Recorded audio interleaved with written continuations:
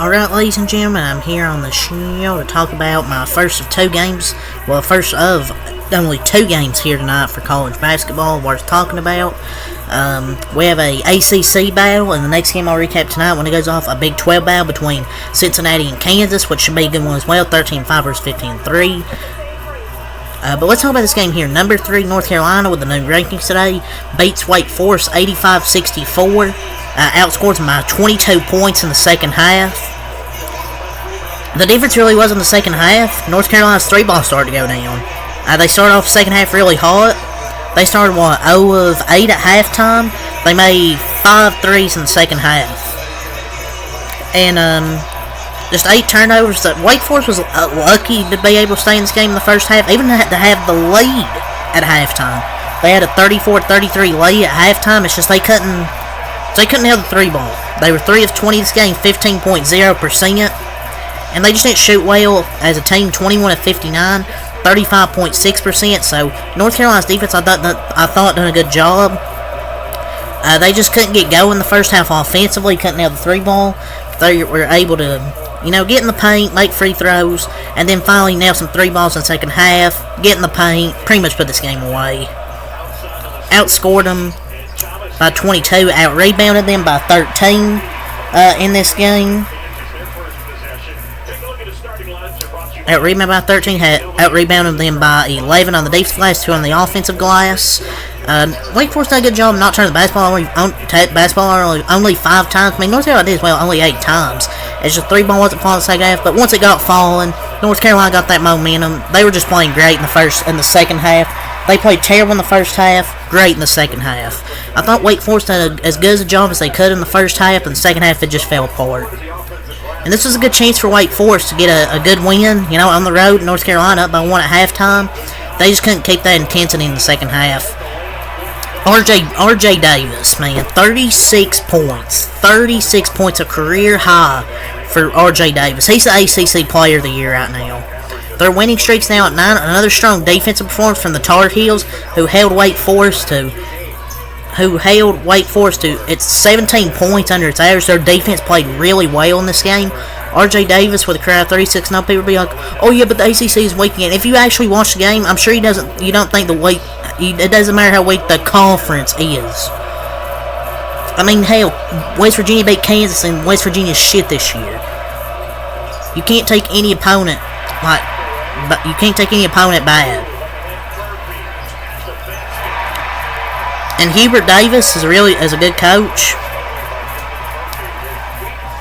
But it just shows you how impressive my Wildcats' performance was against North Carolina this year, putting up 87 points when North Carolina's defense is really good. The rest of that conference maybe not be that good, but who gives a shit if North Carolina's a top 3 team in the country? All 9 by 10 plus points in this game.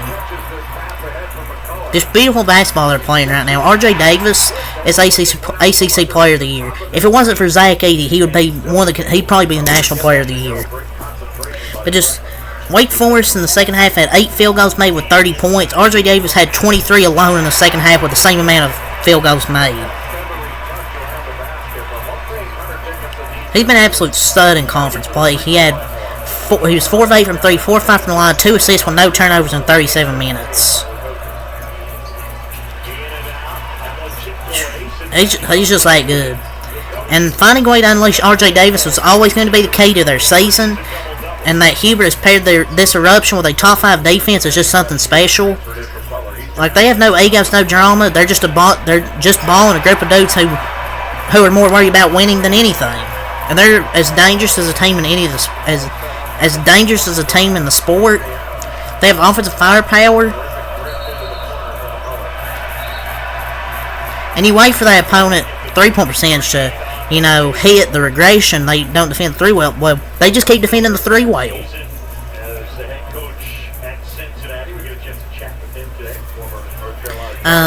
Ingram had a double-double, 10 points, 14 rebounds. Harrison Ingram, and he hit double digits for the 4th time in the last 5 games. He's starting to play well as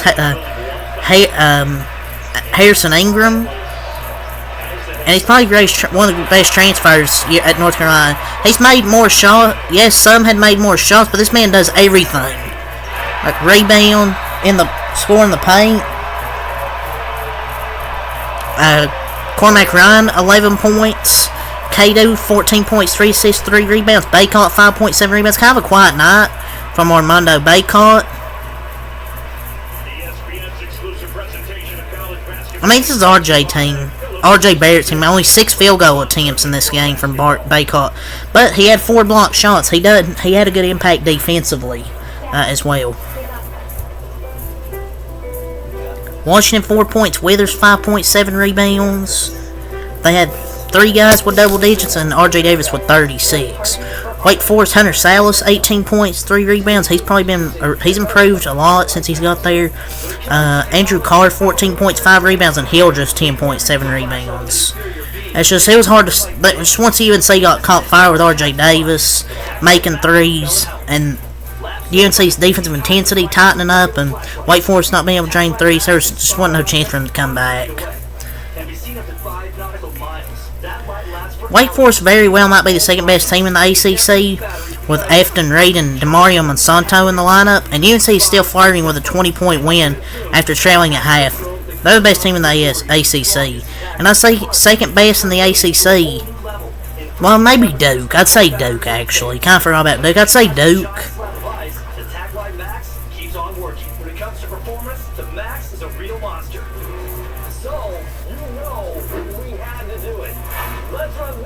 There's the second half points the points per possession second half were crazy. UNC had 1.44 and Wake Forest had 0.61. So great job by North Carolina to avoid that upset.